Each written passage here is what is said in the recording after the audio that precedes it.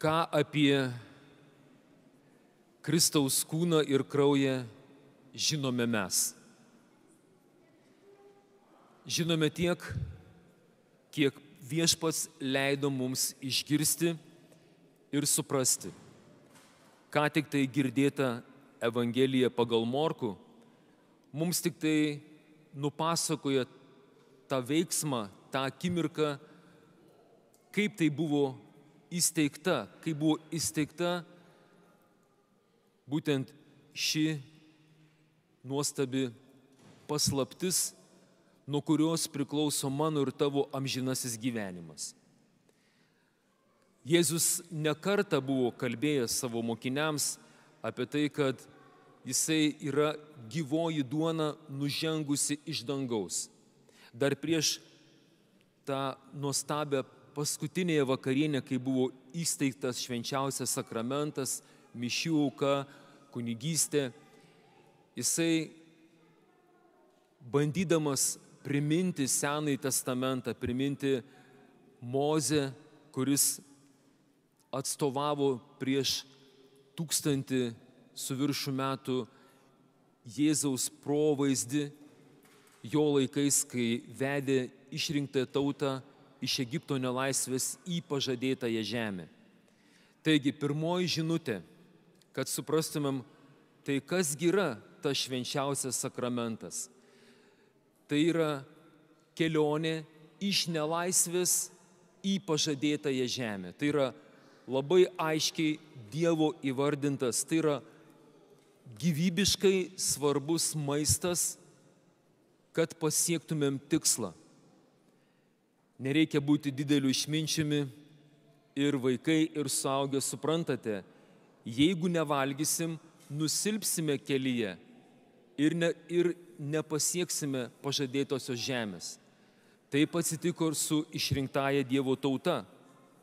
Žmonės dykumoje negalėjo nei sėti, nei arti, netgi ganyti tų kelių gyvulėlių, kuriuos jie vedėsi kartu su savimi, ožkos, avis, netgi jų nebuvo įmanoma kur pamaitinti normaliai. Todėl pats Dievas, tada kaip būsima mūsų irgi provaizdį Eucharistijos, siuntė jiems maną iš dangaus. Mana tai yra dangaus duona. Ir ją išrinktosios tautos broliai ir seserys valgė iki pat to momento, kai įžengė į pažadėtąją žemę. Kai Jėzus kalba savo tautiečiams, išsilavinusiems teologams, filosofams, kunigams, kurie atrodo tiek daug visko žino ir nenusileisdamas į jokius kompromisus, kad tai jo kūnas yra kažkoks tik simbolis, ženklas, jisai buvo pasiruošęs netgi netekti visų savo sekėjų, visų savo šiais laikais, madinga sakyti, rinkėjų balsų, jis buvo pasiruošęs jų netekti, bet į kompromisą, kad kažkaip galima išsisukti, nueiti į dangaus karalystę, neinant komunijos, nevalgant Kristaus kūno ir kraujo, jisai tuos dalykus atmetė bet kokį išsisukimo galimybę. Ir jisai pabrėžė, evangelistas Jonas savo Evangelijos 6 skyriuje, galite plačiai apie tai pasiskaityti, sakė, kas valgo mano kūną ir kraują, tas turi amžinai gyvenimą. Kas mano kūno nevalgo, kraujo negeria, gyvenimo nematys. Ir Jėzus nekalbėjo apie kažkokią tai ateitį, jisai kalbėjo apie dabartį, kadangi Dievas, kurio vardas, kur irgi apreiškia Mozė, yra esantysis. Aš esu, kuris esu. Ne kuris buvau ar būsiu, jis yra dabar. Todėl Jėzus kalba šiandien, va dabar. Tai reiškia, jeigu būdamas žemėje, šitame materialiame laikiname kūne, jeigu aš galvoju išsisukti ir surasti kažkokį tai būdą, kompromisą, nedalyvauti mišiose, nepriimti Kristaus kūno ir kraujo, labai rizikuoju. Viešpats, jisai kviečia, prašydamas, kad valgydami Kristaus kūną ir kraują, mes neišsigastumėm, taip kaip pirmieji mokiniai ir jo tėvynainiai, jie buvo truputį šokiruoti. Tai nereiškia, kad jisai pasakė savo apaštalams, dabar, tai nežinau, Jonai, Petrai, atneškite peilį, šakutę, kirvį, na dabar atpjaukite man ranką, kulšį, ką ten dar, galvą, valgysi mano dabar kūną. Jis tokių dalykų, tokių kvailyščių nesakė. Kristaus kūnas ir kraujas pasaulio filosofams, mokslui, reikia būtinai dar pabrėžti, medicinai, kam čia dar, kurie pretenduoja viską žinoti. Pasaulio išminčiams jie yra nesuprantami dalykai, o jisai ir nesistengė visiems kažką įrodinėti. Jėzus pasakė, kas valgysit mano kūną ir kraują, tai reiškia tą kūną, kurį aš dar įsteigsiu. Paskutinės vakarienės metu, kaip klausėmės, jis paėmė duoną. Taigi, kai mes kalbam vaikai ir suaugusieji apie tą kūną ir kraują, žinokite, materija, toks protingas žodis yra substancija, bet jeigu užmiršit, nieko baisaus. Jis paima duonos pavidalą ir paima vyno pavidalą ir štai šiais pavidalais jisai ateina į mūsų gyvenimą. Duona ir vynas buvo pagrindiniai maisto produktai nuo seno. Prieš kelis tūkstančius metų, šiais laikais mes esame labai modernus, turime kitokių maisto formų, valgome visokius papildus ir ką tik nori, visokius surogatus, dabar girdėjau netgi vabalų, visokių miltų mums bandys pateikti, visokių sliekų, ko tik norit, bet viešpats sako, aš jums duodu tai, kas yra tikra.